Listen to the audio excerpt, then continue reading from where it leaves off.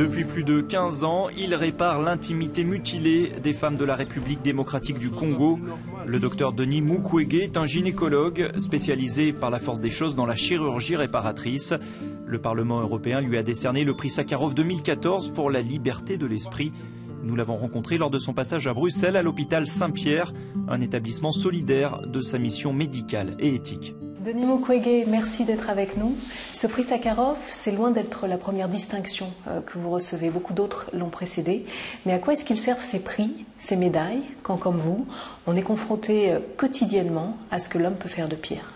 Nous avons besoin de cette solidarité des États européens pour combattre un mal qu'on a vu venir au Congo. Mais aujourd'hui, le viol avec violence sur les femmes en période de conflit a tendance à se généraliser. Et je pense que c'est extrêmement dangereux d'utiliser cette arme qui est une arme qui détruit notre humanité commune. Plus de 40 000 femmes et fillettes ont été soignées dans votre hôpital depuis que vous l'avez ouvert il y a 15 ans. De quoi sont-elles victimes?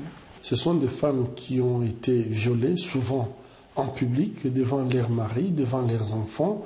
Mais après ces viols qui est collectif, ça s'est fait suivre par des tortures qui portent sur l'appareil génital. Et les femmes qui viennent nous voir, c'est puisqu'en fait, elles ont des blessures graves au niveau de l'appareil génital. Et ces actes sont parfois commis avec un sadisme surréaliste, avec des pieux, des tessons de bouteilles, des canons de fusil. Qui commet ces atrocités et pourquoi? Malheureusement, au Congo, nous avons dans sa partie orientale, il y a beaucoup de groupes armés qui viennent du Burundi, du Rwanda, de l'Ouganda.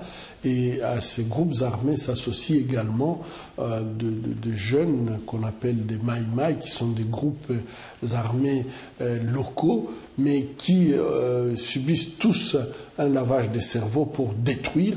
Et en fait, ils détruisent les communautés pour les faire partir de leur terre et occuper ces terres et les exploiter. Alors vous venez de parler du Kivu, c'est cette région de l'Est de la République démocratique du Congo où sévit la violence depuis plus de 20 ans. Il y a des bandes armées qui s'affrontent pour contrôler des parcelles, mais pourquoi? Parce qu'il y a des richesses naturelles sur ces parcelles. Est-ce que vous pouvez nous dire quelles sont ces richesses et quel est le lien avec le drame des femmes du Kivu? En fait, cette partie du Congo est très riche en minerais stratégiques, et spécialement le coltan, le cassitérite, et ces minerais sont utilisés dans tous les gadgets électroniques qui sont très demandés. Et de ce fait, en fait, ces bandes armées, lorsqu'ils occupent les territoires, ils deviennent propriétaires non seulement du sol, mais du sous-sol qu'ils exploitent à leur gré. Et je peux dire que cette façon de détruire en fait la femme, s'attaquer à l'appareil génital de la femme et le faire de façon spectaculaire en public devant tout le monde, c'est une façon de terroriser les communautés. Et l'autorité de l'État dans tout ça? Il y a quand même l'armée qui est sur place, il y a une force des Nations Unies qui compte plus de 20 000 hommes.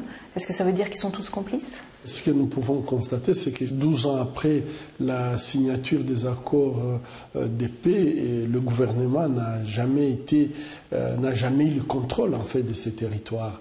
Ces groupes armés tuent, violent, détruisent, alors que l'armée nationale est supposée protéger la population, mais cette protection, les femmes et les enfants attendent toujours. La présence des Nations Unies, j'ai toujours pensé que les Nations Unies peuvent aider à construire la paix, mais il sera très très difficile de mettre un soldat des Nations Unies derrière chaque femme ou chaque bébé, puisque ces viols concernent même les bébés. Mais est-ce que les auteurs de ces agressions sont jugés? Est-ce qu'ils sont poursuivis? Est-ce qu'il y a une justice au Kivu? Malheureusement, je dois dire qu'il y a une impunité totale. Certains, ou plutôt certaines, parce que ce sont surtout des femmes, appellent à la création d'un tribunal pénal international pour l'Est du Congo, pour en finir avec cette impunité. Est-ce que vous soutenez cette demande? Non seulement je soutiens, mais j'ai même signé une pétition en faveur d'un tribunal pénal international pour le Congo, parce qu'on parle des millions de morts, des centaines de milliers de femmes violées. On ne peut pas continuer à dire des chiffres comme ça sans pouvoir amorcer un processus qui permet à ce que la vérité soit connue et que la justice soit faite. Le monde aujourd'hui peut tracer une ligne rouge pour dire, dans les conflits armés, plus jamais utiliser les femmes comme champ de bataille, et si quelqu'un le faisait, qu'il soit mis au banc de l'humanité. Vous avez vous-même été victime d'une tentative d'assassinat, c'était il y a 2 ans chez vous. Suite à ça, vous vous êtes exilé en Belgique, mais au bout de 2 mois, vous avez décidé de rentrer et de rester, même si vous avez 5 enfants, même si vous continuez à recevoir des menaces. Vous ne concevez pas la vie ailleurs qu'au Kivu? Les femmes congolaises se sont mobilisées. Elles ont d'abord commencé par écrire à toutes les autorités, depuis le secrétaire général des Nations Unies, le président de la République, en demandant que je puisse retourner et que si ils ne peuvent pas assurer ma sécurité, elles vont elles-mêmes assurer ma sécurité, mais elles veulent absolument que je retourne au Congo. Jusque-là, je m'étais dit, bon ben, ça c'est peut-être l'émotion. Mais 1 mois après, quand elles ont vu qu'il n'y avait pas de réaction, ces femmes ont commencé à s'organiser et chaque semaine, elles venaient avec des produits de leurs récoltes qu'elles vendaient à l'hôpital pour qu'ils payent mon billet retour. Et là, j'étais très touché parce que je m'étais dit, mais c'est quelle force! Ce sont des femmes qui vivent avec moins d'$1 par jour, mais qui sont capables de se mobiliser pour que je puisse retourner. Et là, vraiment, quand j'ai mis dans la balance, je crois qu'elles avaient pesé lourd, puisque je m'étais dit, de toute façon, ma vie seule ne vaut pas plus que la vie de ces milliers de femmes. Donc, j'ai pris la décision de retourner. Mais alors, pourquoi ne pas aller au bout de votre engagement et ne pas vous consacrer réellement à la politique? Parce que tant que ce combat politique ne sera pas gagné, les victimes continueront d'affluer dans votre hôpital. Malheureusement, effectivement, ce que je vis au bloc opératoire, quand je vois les bébés blessés et dans cet état, effectivement, ça me révolte. Et je me dis, ça, c'est pas possible. C'est comme ça que j'ai décidé de dénoncer. Mais entre dénoncer et jouer un rôle politique, il y a un chemin à faire et on n'y est pas encore. Une toute dernière question. Qu'est-ce qui vous fait garder le sourire?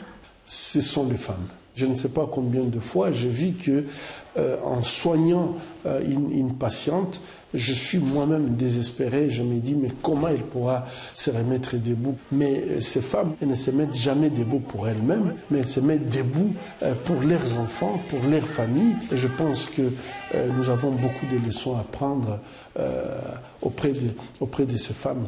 Denis Mukwege, prix Sakharov 2014, merci d'avoir répondu à nos questions et bonne chance. Merci. Merci.